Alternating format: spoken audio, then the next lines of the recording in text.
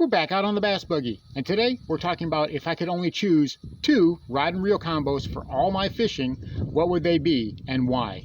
And how that decision turned out to be a lot more complicated and harder than I thought it could be. Stick around, you don't want to miss this one. There he is, I got him. I got him. Stay down, stay down, stay down. Stay down. That's a good one.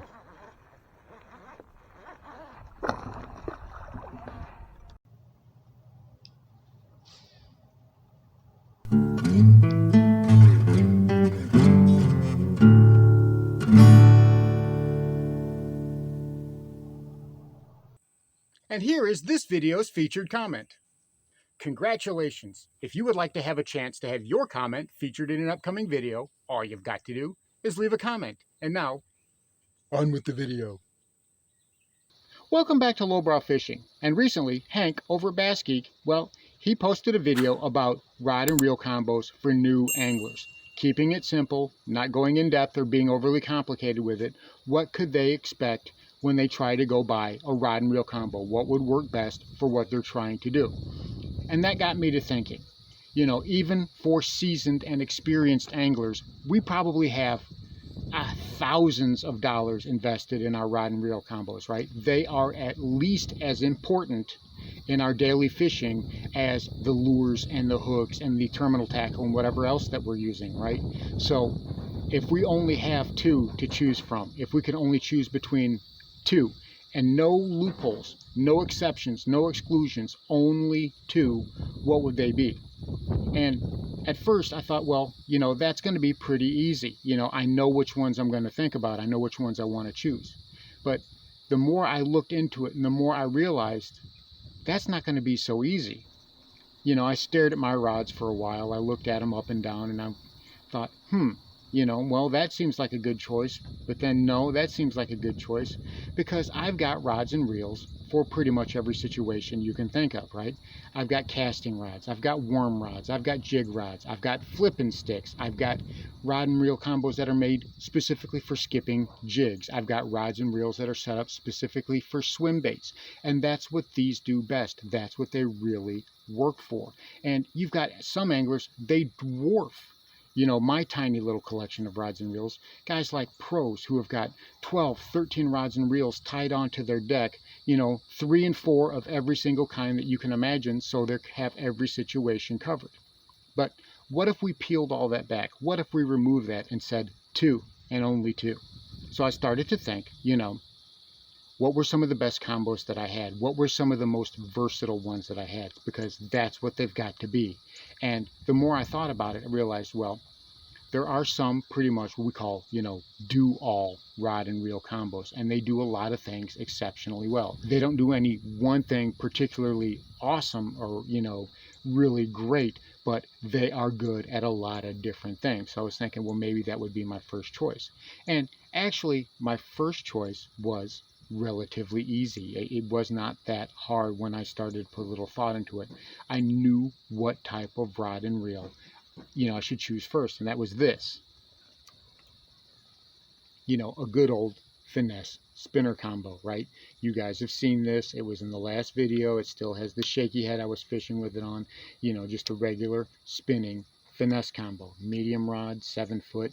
This is going to handle so many different types of presentations that we want to do, you know, as far as shaky heads, wacky rigs, weightless presentations, you know, even things like NACOs and some light topwater, something like a jitterbug or a small walking topwater, a baby spook or something like that. This will cover that. So I will get a lot of fishing out of this. And if you watch this channel regularly, you know this rod makes an appearance here all the time. This is one of the primary rods that I use when fishing on this channel. So obviously this is what's going to have to be in the boat. And it's a question I was thinking about, right? I mean, whenever I'm taking the little boat out, well, obviously there's only limited space. If I'm by myself, then I've got room for 4 rods.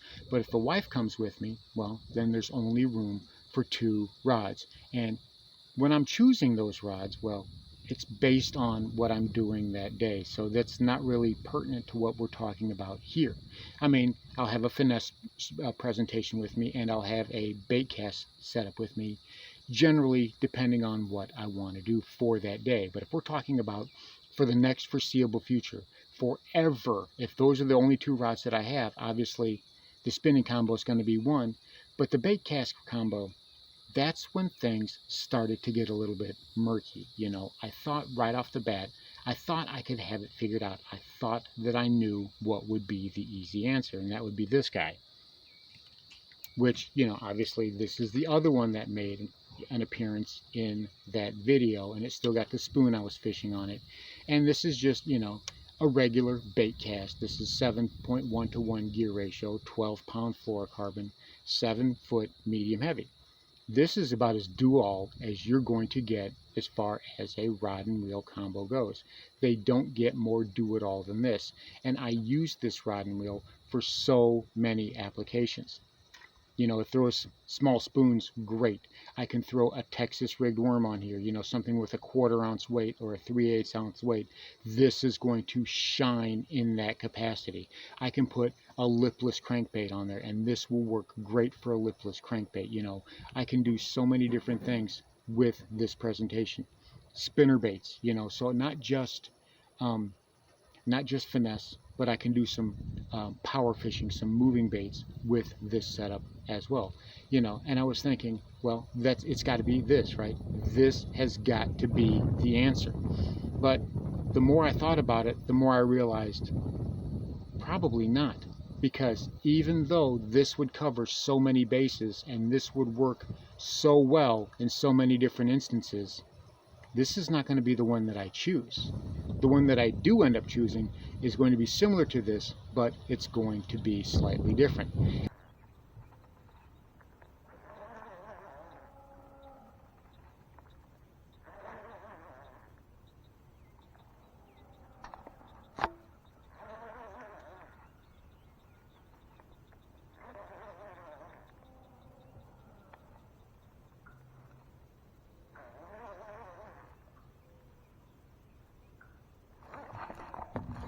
There he is. I got him. I got him. Stay down. Stay down. Stay down. Stay down. That's a good one.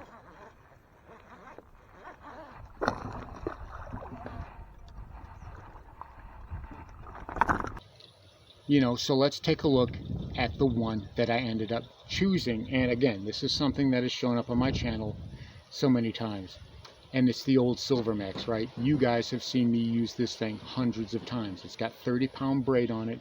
Again, it's a 7-foot medium heavy. Right now, it's got a jig on it. It's a 3/8 ounce Archie jig, one that I made. And when I looked down and I saw this jig tied on, I realized that other rod is not going to be able to do that very well. This is a better jig rod. I can use this for actual real topwater. I can actually use this as a frog rod if I wanted to, you know. I can do a spook, I can do a buzzbait, and that opens up so many more possibilities because I can still do a lot of the same things that I can do with the other one. And based on how I fish, you know, granted, it's not going to do super great for something like a spinnerbait or a crankbait. Although I can use them and still be effective and catch fish, it's not going to be the best thing ever, especially around wood. Because, you know, as we all know, braid has a tendency, it really likes to saw into that wood, and, you know, you can get hung up and end up losing bait. So you have to be exceptionally careful. So, you know, the decision wasn't super clear cut, but the more I thought about it, the more I realized this had to be the choice. This had to be the one that I used. And, you know, from my style of fishing. For your style of fishing, you may go with something completely different. But I feel with the finesse combo over there and this rod and reel here, I can still be effective at 90 to 95% of the way that I like to fish. I mean, I'm not really going to be, you know, pitching or punching mats with this, but I could. Just not the super thick slop.